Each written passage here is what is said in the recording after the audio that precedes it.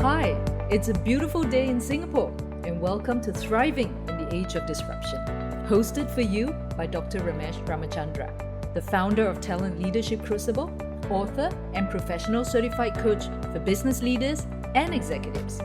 My name is Ho Lai Yun, and I'm the series moderator. Dr. Ramesh will discuss the essential mindset and skills needed to survive and thrive in today's age of disruption through a series of interviews, stories, tips, and thoughts focused on the key themes of the entrepreneurial mindset, crisis resilience, moving family businesses from good to great, women in leadership, and on a more personal level, spirituality and living a simple life. We hope to offer you a community, inspiration, information, and tools so that you too can have the essential skills, freedom, and time to do what you love. Dr. Ramesh is an effective coach and will generously share business and life lessons and her extensive network of change makers and fellow entrepreneurs, social and corporate leaders, academics, and inspiring women in Asia with you. Today, we'll explore the topics of an entrepreneurial mindset and the dynamics of family businesses with Dr. Ramesh and Dr. Kevin Cheong. Dr. Kevin Cheong is the managing partner of Syntegrate, executive director of Sentosa 4D Adventureland, and chairman of the Association of Singapore Attractions. He has spent the last 20 years in tourism and destination development across Asia, and he has been instrumental in projects globally, such as in Singapore's Sentosa Island, Malaysia's Legoland, Ramoji Film City in India, and the Titanic Attraction Museum in the United States of America, and much more. Dr. Cheong has been involved in shaping tourism education in Singapore and lectures at various universities globally. He holds a Doctor of Business Administration from the Singapore Management University and currently serves on the COVID-19 Tourism Recovery Action Task Force with the Singapore Tourism Board. So let's jump right into it with Dr. Ramesh and Dr. Cheong. Hello, Kevin. Thank you for agreeing to be a changemaker guest speaker in our podcast series. Perhaps you can start off by sharing your entrepreneurial journey, because you're someone who, was entrepreneurial very early in life. Well, yes, I think it's not so much of being entrepreneurial, right? But I think it started off looking at what's life on the other side of the fence. Right? It's always the greener pastures always attract us, right? And you see people being successful. And I think that kind of brings me to, can I have best of both worlds, right? Is there such a thing called a steady income, yet at the same time looking at taking some risks? And what can my investments bring me, right? In that sense, and as a multiplier, so to speak, right? So this being corporate, yet at the same time entrepreneurial. Yes, like you said, started at a very young age, and when I was a kid, my dad would be asking me things like, if you want something, what are you going to do about it? What's the trade-off? What's the opportunity cost? What are you foregoing for a desire or want, right? And that got me started in thinking about where is the balance between a steady income and a potential windfall, so to speak. Wonderful. Kevin, you've always had this knack of making something out of the opportunities that come your way. Can you please share with us how you came about to have this side hustle while at uni in Australia? I went to Australia to further my studies, right? And I think like my sisters and I, we all had a different perspective in life, right? Although all of us were trained in school, right, in totally different things. And when we decided to seek out our passions, right? And that's how I think that is one of the things that requires an entrepreneur to do, right? And I think that at that young age, taking chances, taking risks, but at the same time being responsible for it, I think that's the important part, right? And so that I think taught me to be self-sufficient, be independent, but at the same time, I think that's important is to be responsible for my own decisions and actions. Great. But now, if I can just ask you to share that particular entrepreneurial project that you did and how you were raking in the money. If I remember correctly, it was you were doing posters for a Chinese Yes. restaurant. So, Well, it's a great story. And when was this? In the 90s or? Yeah, in the early 90s. Okay, that's okay. Yeah. I mean, it was chance, right? And me being Singaporean, we are very bilingual, and there were opportunities there. Not just coming out with poster. Actually, I came out with a poster, simple poster for ANZ Bank in the region, right? Because they had a lot of Chinese migrants coming in, and then they said, but nobody knew that particular branch had Chinese speaking staff. Right. And my late cousin was one of the branch managers, and she said, can you come out with a simple poster? Right. And says, we have Chinese speaking staff in this branch. Please come in. Right. And that's, I started doing one poster. The next thing I knew, I had to come out with 14 posters. Right. And that made decent money. And of course, with Chinese migrants, right, they were there probably opening up restaurants and stuff like that. One thing led to another. They said, you know what? I need you to translate my Chinese menu into English.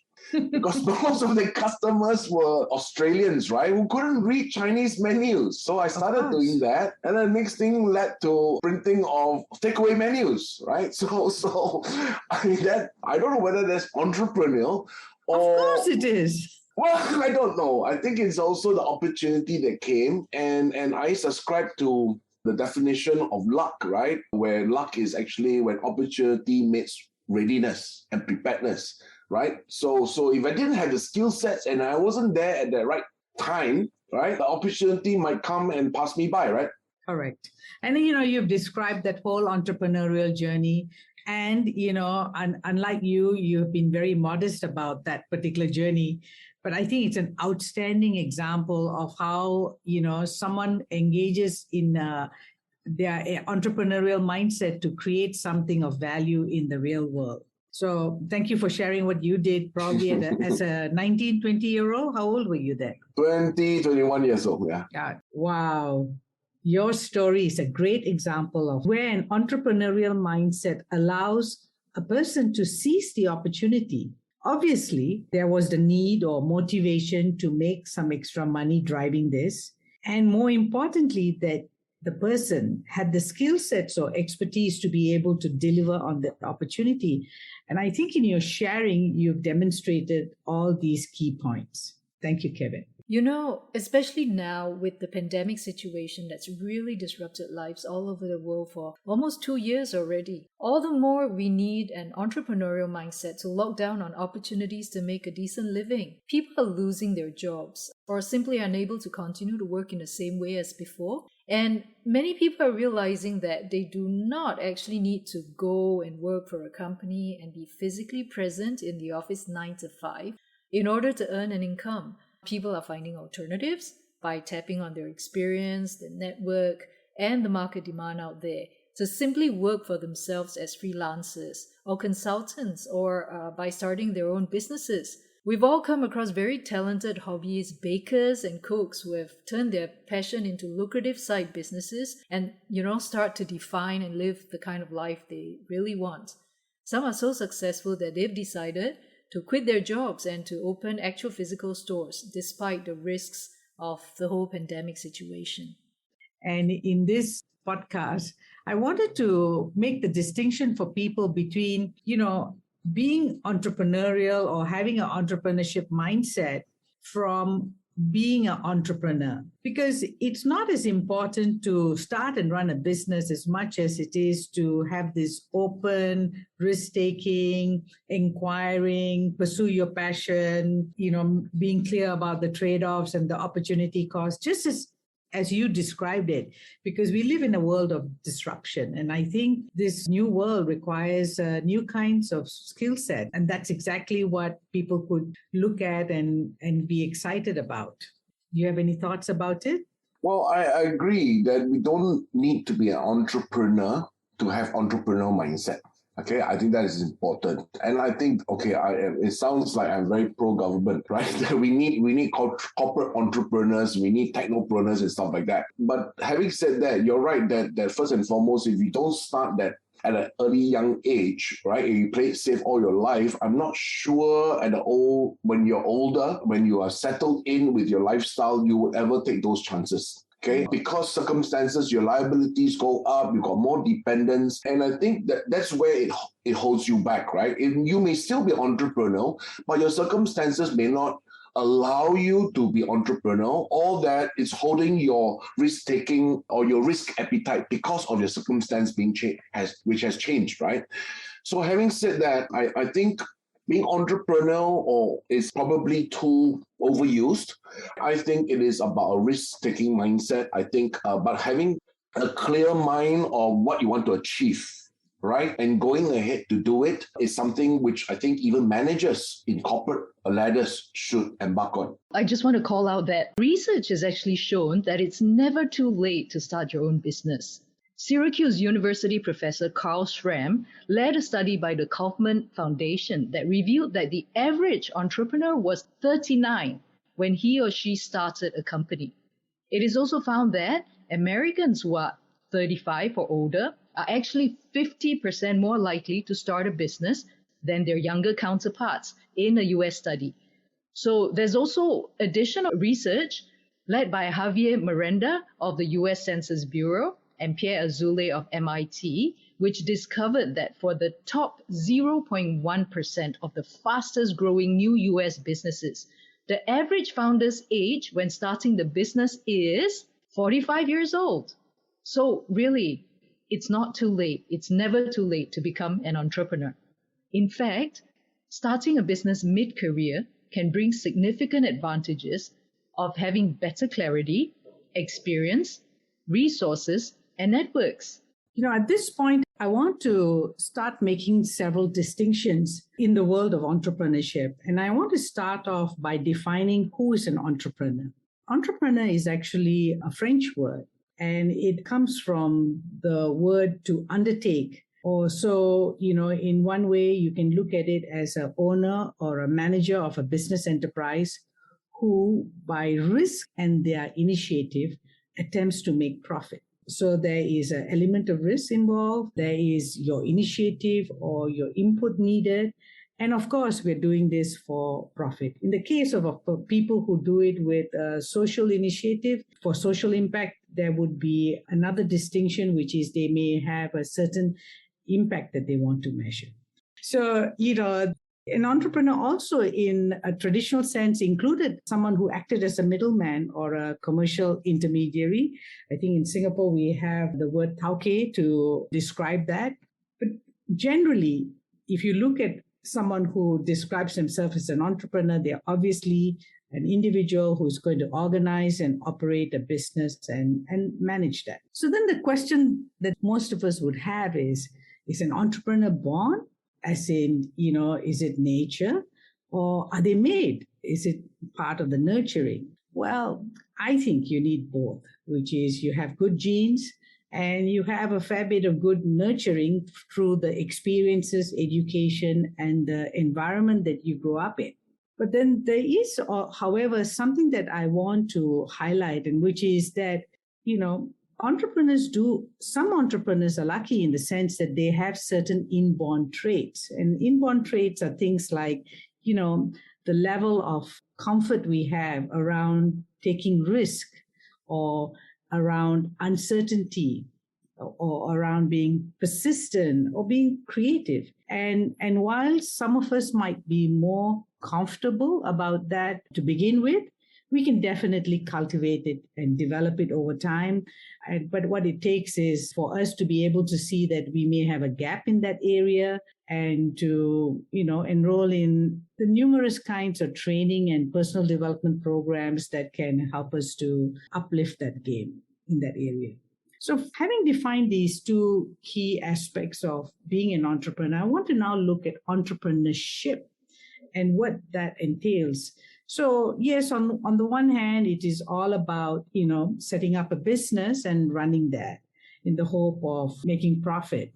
or creating impact. But then it is also a little bit more than that, because if you take the broadest definition of entrepreneurship, it's a kind of an extraction of value. And when we use this definition of entrepreneurship, then it's about dealing with change. And it's about more than just running a business. So what is entrepreneurship or entrepreneurial mindset? Can anyone have that independent of running a business? Of course. And, I would say that's actually the most important piece to develop, irrespective of whether any one of us is going to start and run a business over the course of our lifetime. Because this mindset is essentially a set of beliefs. It's a thought process or, modes of thinking. It's a way of looking at the world, almost like our perception. And this drives the entrepreneurial behavior. And, if you look at entrepreneurial behavior, it's a kind of behavior which drives us to accomplish and realize our objectives. So most entrepreneurs believe that it's possible to improve their life situation and live a life on their own terms. And a person who takes on an entrepreneurial or entrepreneurship mindset, therefore, has the opportunity to also do the same in whichever area that they're looking at entrepreneurship from, be it in a corporate setting or be it in a social enterprise or just generally in life itself. And one other piece which makes an entrepreneurial mindset unique is that most times people have a growth mindset and they are looking at learning, they're looking at growing, and they're looking at succeeding. So, Kevin, you called out quite a few characteristics of successful entrepreneurs. Yeah, and your own experience from how you grew that side hustle in Australia through an opportunity to translate for a bank from one poster to 14 posters, and then, through word of mouth to now moving your business to translating the Chinese menu into English menu.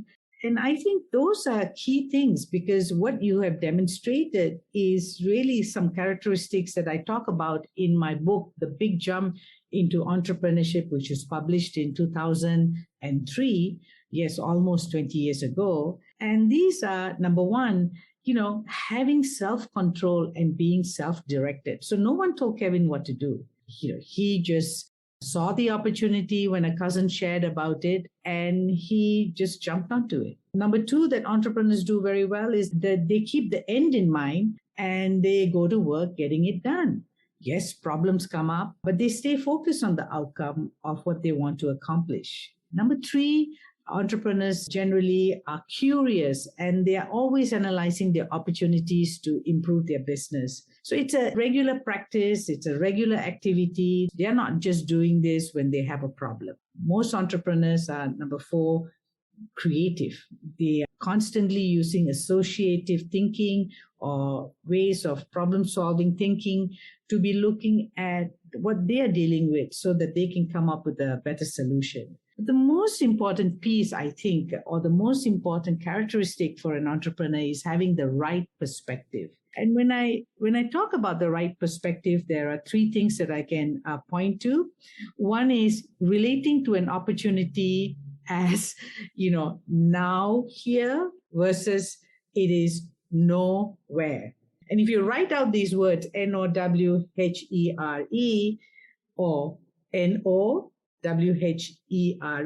they're the same alphabets in the same order. It's just where do you put the pause and how does it read then? Is it now here or is it nowhere? The second thing is, entrepreneurs have a kind of I can do it attitude, can do. And the last thing is most entrepreneurs who are successful, I've noticed, are able to reframe within themselves very quickly when something shows up like, oh, how can I do it? They are always going like, why not? Why not?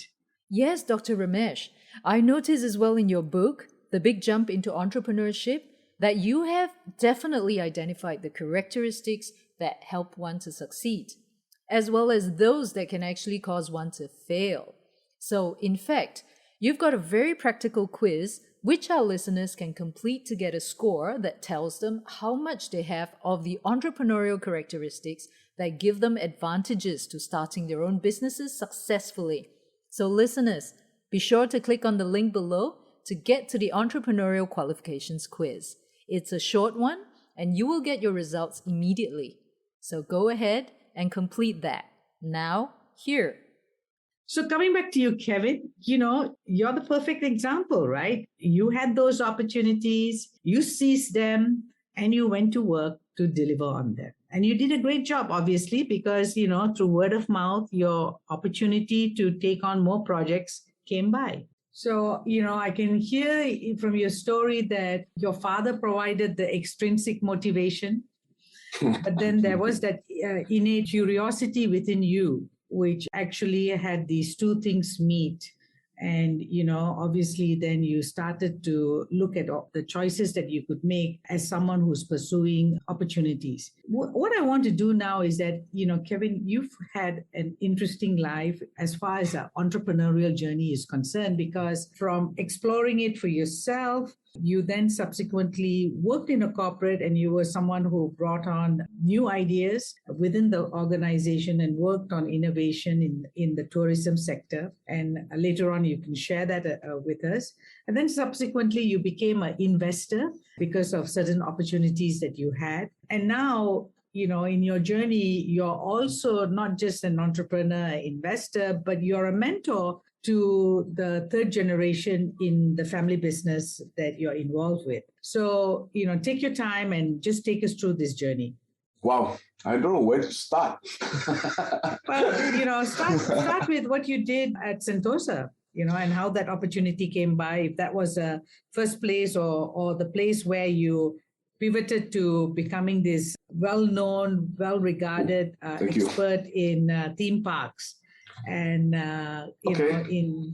Well, I think I must say one thing first, right? And having zero experience in tourism and technically zero experience in marketing, right? Having studied it doesn't mean I've practiced it. And my ex-boss then, Mr. Daryl Metzger, the CEO of Sentosa, and then the COO then, Jerry Goh, took a chance on me. Right? And said, you know what, we've got several rounds of discussions and so-called interviews. And they said, I think you can do the job. I need to rebuild sales and marketing team there, a commercial team. And I think, well, one of the things I went into Sentosa and I asked a few things. Okay, I asked, was really a very important step for me. And I asked a few very close friends, asked them for advice. And they said a few things, okay? And one of them said this, before you join them, Sentosa has been there. When you leave, Sentosa is not going to crumble and fall. What are you trying to achieve there? And of course, I had a whole long list of stuff that I wanted to do, right? Carry the trophy, carry the medal, right? And stuff like that. But he, and I think what's important was this advice a friend of mine gave me. His name is Vincent Ayatori. He said this, right? People will only remember how you make them feel and how friendships are forged out of this. This is the opportunity to widen a circle of influences in your life and not so much on your achievements. And being a friend is a good achievement, right? Being a good boss is a good achievement. And I think I set out to do that, right? And 20 years has passed since I joined Sentosa. I'd say most of my teammates then and now are still my friends, and we're still in connection with each other. And that helped me also a lot in my tourism consulting. Right? Yes, there were things that I was able to achieve. I think that I've been very blessed with that, but I couldn't have done it without a team. So I focused a lot on building a team as much as taking risks. But I went in there also with another mindset that I had a theory, right, so to speak, and said that, what if a marketing person has zero job insecurity? Would he make decisions for himself or to protect himself? Or will he do it just, what he think was right? Okay. And with that mindset, it drove me to make decisions and things that, at that moment that were very unpopular, and even my bosses didn't agree with me. Sometimes I could have even lost my job because of that, but I felt it was right for the company and for the destination Sentosa. And I did them. Yeah, there were a couple of times it failed and I had to suck it up and literally swallow my pride and admit defeat and own up that I did something foolish. Okay. And I think that shapes a lot of what I'm doing right now. Okay. Believing in a cause, but believing, knowing, being able to see that there is that potential upside and willing to take a risk for it. So that I think shaped a lot of my activities, decisions, and plans. And at the same time, I knew that I can work 24 hours a day, but still not achieve anything. So I wanted my team to flourish, to go out there and multiply for the Sentosa. And I spent quite a fair bit of time grooming, maybe whipping, and then some of them still hate me for doing that, for kicking their asses and stuff like that. And so I think that combination kind of shapes what I am right now. Okay. But having said that, right, moving into the entrepreneurial side, okay, and in 2006, when I left Sentosa, I decided that I think I want to venture out and be a consultant and try it out, right? I think Sentosa has given me a springboard, a launch pad for that, and has become my trophy in that sense. And I'm very, very thankful of that opportunity. And for two gentlemen who really took a lot of risk in getting a freshie to come into the job, okay? Daryl and Jerry. And I will be eternally grateful to them, right? And so I think that's where I thought, I'll venture out, right? And one thing led to another. I think I've never even had the chance or the opportunity to even print a brochure for myself. Or even I put up a website and I think, you know what, I'm getting so many leads that I think I got to take it down because there are too many people calling me. And more than half the time, I'm saying no to projects, okay? So I think I've been very blessed and very thankful for that. And at the same time, with that same attitude that I had, okay, on Sentosa, that I'm taking risks, but I'm very focused on results for the company and not for myself. I was able to also achieve for my clients. I think that's something, and that I think helps to bring on success and build a reputation. But then, of course, the reputation has a downside.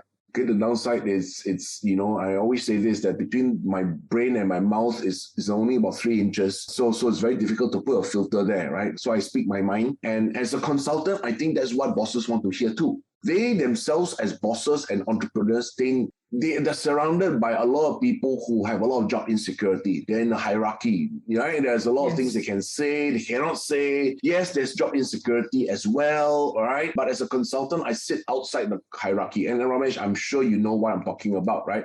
That's and because I'm outside the hierarchy, my job is actually to tell you what I think will go wrong, not just what will go right, okay? And I think bosses need to hear that too. That sometimes they need to hear, you know what, Chairman, your idea sucks big time, right? It ain't gonna work. And they need that. They need that reality check. Okay, so with that, the entrepreneurial mindset is also not just about taking risks for what can be upside, but also having a clear vision, but to know what is something that might terminally affect you or affect you terminally, right? So that I think is important. As a consultant's role, we need to be equitable on both the good and the bad things, right? Yes. We need to have that foresight for our clients, and that's what they pay us for, right? Not just to do things, but to have that foresight, right? And having said that, I think in the family business, yes, we are, to some extent, I'm mentoring the third generation. I'm helping them out, and that's my role. I think that helps also, and it suits my character perfectly because I'm no holds barred in that sense. So I think that shapes a lot of my thinking right now, and with that, as an investor as well. Okay, but I do have one very simple, how would I put it, philosophy or principle. I do not invest in what I consult, and I do not consult in what I invest. Oh, that's a lovely one. Can you elaborate a little bit more? Well, as a consultant, you're always playing the devil's advocate and you don't have the feeling of spending your own money, right? And these are not my people. I'm sorry, when I go into my client's place, you're not my friend, you're my client, okay? There is a business transaction here. I'm here to do a specific job, okay? But as an investor, you build relationship with the company and the people. Yes. Your decision-making will be quite warped. And both as a consultant, the decisions that you recommend are very different from the decisions that you make as an investor or a manager of a company, right? And the two should not be mixed into the same melting pot because it becomes very convoluted. Yes, that's right. So what I'm hearing is that you're talking about, keeping an arm's length so that you don't put yourself in a conflict situation whereby you can't stay true to what you need to do, which is essentially take risks for results for the company, for the investment, but not necessarily for you. And then if you were involved on both sides of the fence, this becomes a dilemma of sorts. It becomes an ethical dilemma. Yeah. Definitely. Yeah. And it takes a lot of courage to actually say that and practice it, because a lot of people, especially in today's world with the crazy valuations and IPOs that you're seeing, people are just crossing sides, right? From being an investor to consulting to being an investor, or because the opportunities are just abound. There are just too many opportunities to pass up on. Well, I agree with that. Great!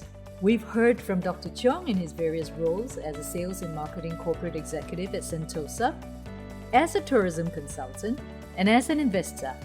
There's also Dr. Cheong as a mentor, guiding and ensuring the third generation of his family business is engaged and prepared to build even greater success. So if you're interested to hear the rest of Dr. Ramesh's and Dr. Cheong's discussion on the challenges and secret recipe of building a successful family business, the kind of crisis Dr. Cheong has had to overcome, including facing death and needing life-saving brain surgery as a young teenager, make sure you join us by clicking onto part 2 of this podcast. Finally, if you're interested to learn more about what an entrepreneurial mindset is and how you can best develop and use it to improve your life, you can take the Entrepreneurial Qualifications Quiz to get your score on how much you have of some of these useful entrepreneurial characteristics which you can deploy in your own life. So listeners, be sure to click on the link below the podcast to get started on the Entrepreneurial Qualifications Quiz right now. Dr. Ramesh will also be happy to give you a free copy of the Big Jump into Entrepreneurship book. All you have to do is click on the link below this podcast and register your email. If you're amongst the first 100 listeners to register, we'll send you the Big Jump into Entrepreneurship book. The original book was published almost 20 years ago, and the new edition is coming up in February 2022. So a big thank you to you for joining us today. Do continue on to part 2 with us to explore how Dr. Cheong drives the family business and what he's learned from facing death as a teenager, and also sharing on a more personal level what spirituality means to him.